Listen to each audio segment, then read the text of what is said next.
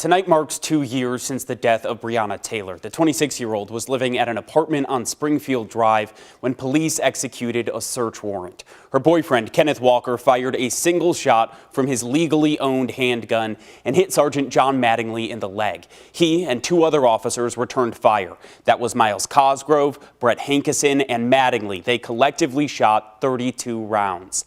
None of their body cameras were on, and Taylor was shot 6 times. The death sparked outrage, then police reform in Louisville. Focus investigator Heather Fontaine looks into what's changed. Her name, her face, her story, one this city will never forget. 26-year-old Breonna Taylor, killed after shots were fired when Louisville Metro Police executed a search warrant at her apartment on March 13, 2020. Police were there investigating her ex-boyfriend. No drugs were ever found in her home. Her death sparked fury first. No officers had been charged. Protesters marched night after night. There was no way that that was happening in our city, and I was not going to participate. After 3 months, activists like Hannah Drake saw the first sign that their call for change was being heard. Louisville Metro Council passed Breonna's Law, officially banning no-knock warrants for LMPD and requiring body cameras be turned on before and after every search. A huge victory as a crowd of hundreds celebrated on the steps of City Hall, including Taylor's mother, Tamika Palmer. She was destined for greatness. She's showing it. The state made some changes to search warrants. After that also, Senate Bill 4 was signed into law in 2021. It doesn't ban no-knock warrants completely, but it does put restrictions on them. The following weeks brought more police reform to LMPD.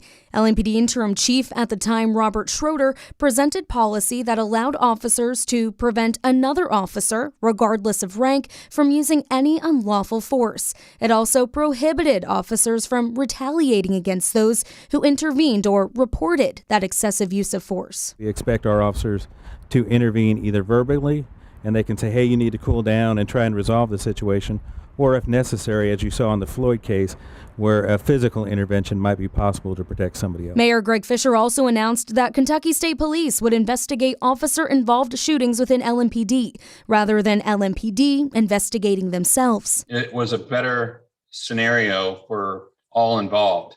Adds credibility to the investigation. And in September, 6 months after Taylor was killed, Louisville agreed to a $12 million settlement for her family.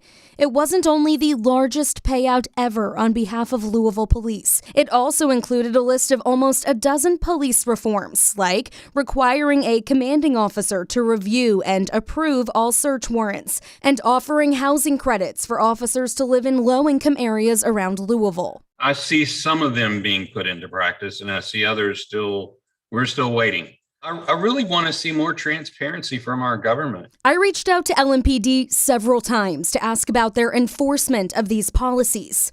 I did not receive an answer. You don't reform something, you transform something if you really want change. Transformation doesn't happen on paper. Drake reflects on the last 2 years, asking not what we've gained, but what we've lost. We've lost a sense of security, even if it was small. And demands more from Louisville. I think about Breonna Taylor almost every single day.